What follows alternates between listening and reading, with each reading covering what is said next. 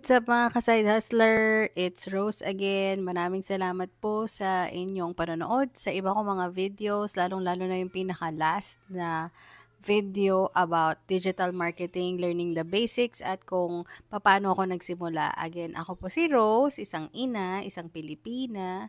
Dati akong nagtatrabaho sa corporate at nag-decide ako na mag-switch to freelancing through my friend Lyra. Shout out Lai.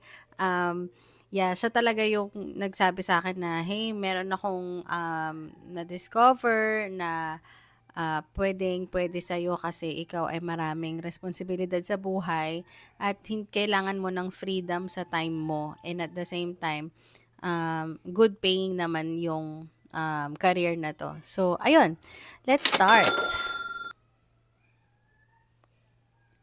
Okay.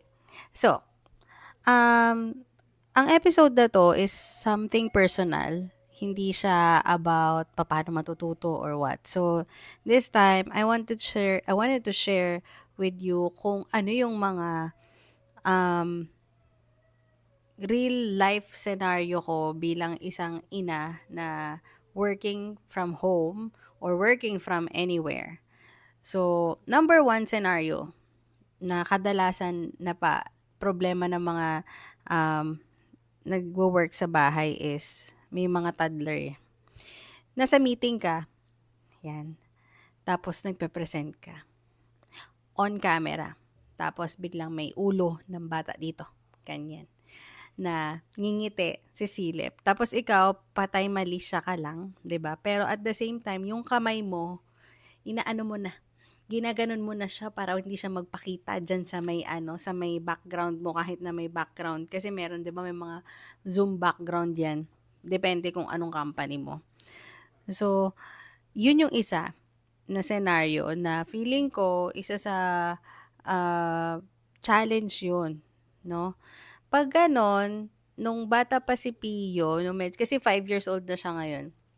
Yung medyo bata-bata pa si Pio, namulat kasi siya na nagtatrabaho na ako, na nasa bahay ako. So, kapagka may, anong tawag dito, kapagka merong meeting, alam na niya yon na may kausap ako, ganyan. Pero kasi ngayon na lumalaki na siya, curious na siya, so sinisilip niya. Ganyan. Sumisilip siya bigla, ganyan. Eh, ako naman, focus ako sa meeting, bigla may ulo dyan.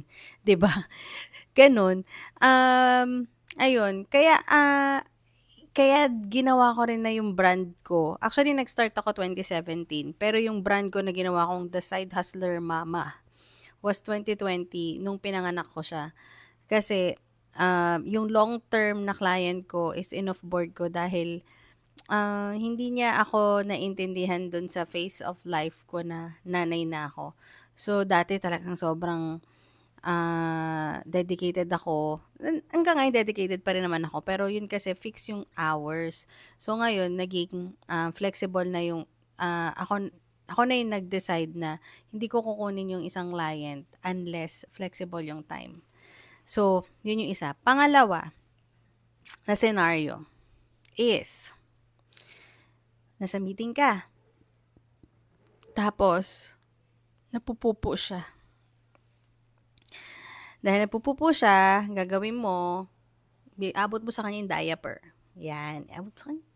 Diyan diaper. Magda-diaper siya. So, mag-off cam ka saglit, tapos ibigyan mo siya ng very quick instruction. So, wear your diapers and then pupo ka lang dyan. So, nagpupupo siya sa ilalim ng favorite spot. Di ko alam kayo mga nanay kung ganun. May favorite spot sila. Nagpupupo siya sa ilalim ng lamesa ko, ganyan. So, habang nagdi-discuss ka, amoy tae. Ayan yung mga hindi mo maiiwasan. Di katulad sa pag nasa corporate ka, 'di ba? Parang all dress ka, dress up kang ganyan. Tapos may tawag kami doon dress to kill. So, dito hindi. Nagpe-present ka, naka-filter ang Zoom mo, may auto makeup tulad dito, wala akong makeup so nakikita yung mga blemishes and pimples marks ko. Dito, sa work from home na mama, walang gano'n. Napepeke mo diyaan. So, tapos hindi ka mabango, yung totoo, amoy pupo talaga, ganyan. So, pagkatapos yun, so kung matagal-tagal na meeting, di malas mo, mag-aamoy tayo yung paligid muna, 'di ba, bago ano, sorry baka may kumakain. Pero yun nga, mga real talk and real life scenario 'to. Ano pa, number 3 na alam kong common is may meeting ka. So, may meeting ka tapos, oras na ng pagkain. So, I think sa akin kasi ang ginagawa ko, binabalanse ko yung oras ko. For example, pagising ko ng 10:00 ng umaga, magpe-prepare na ako ng lunch, magluluto ako, and then papakainin ko na siya. Tapos lahat ng mga snacks niyan, nandiya-diyan na yan. Diyan, kita niyo may TV diyan, may toys, tapos may snack doon. Yan. Yan, diyan may snack diyan. So, nandiyan na lahat. Tapos nandito yung office ko para madali ko lang makita din siya. Nandiyan lang din siya. So, ayun, pagka gano'n, ini-instruct ko na din siya kung anong gagawin niya 'pag nagugutom siya. Minsan bumubulong siya, "Mama, nagugutom ako," ganyan. "Sige, kuha ka lang diyan, nandiya-diyan." So, gano'n. Tapos, what else? Sa tingin ko, um, yung work-life balance, yun yung isa sa pinakamahirap pagdating um, sa mom na nagwo-work from home, tapos at the same time, kailangan nilang tutukan yung mga anak nila. Like si Pio kasi, hindi ko siya pinag-nursery and kinder 1 and 2. Pagpasok niya ngayon, school year na 'to is kinder 3 na siya. So nag-homeschooling ako sa kanya ngayon. Dine-dedicate ko yung 2 to 3 hours of my time every day, as much as possible every day, para turuan siya.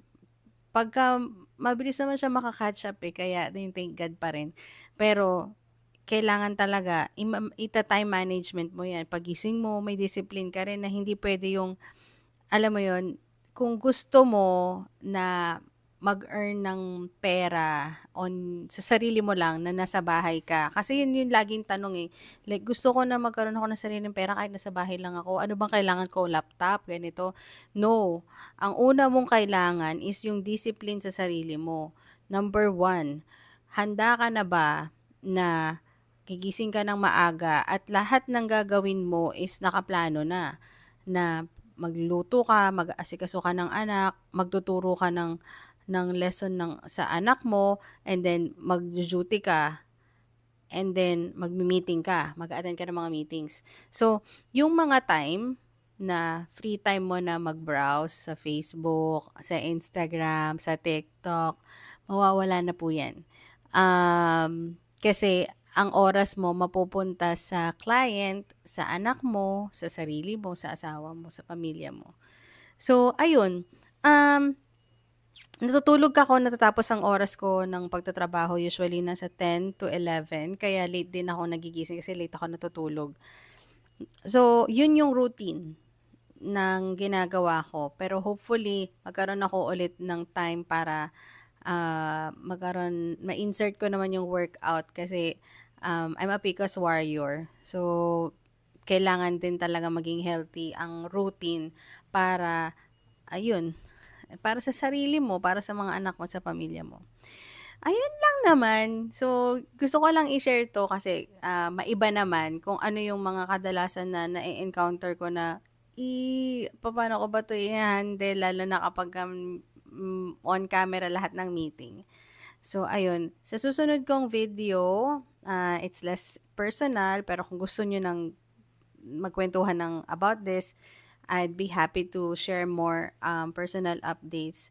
Pero right now sa susunod ko na video is iko-continue ko naman po yung pag-share ng mga tips and tricks. Usually I'm thinking about starter pack. Ano ba yung kailangan mong i-prepare? Kailangan mo bang bumili ng MacBook? Kailangan ko bang bumili ng high specs na gadgets? Kailangan ko bang bumili ng whatever accessories para makapag-start ako? So, ayun. Till my next video. Thank you very much!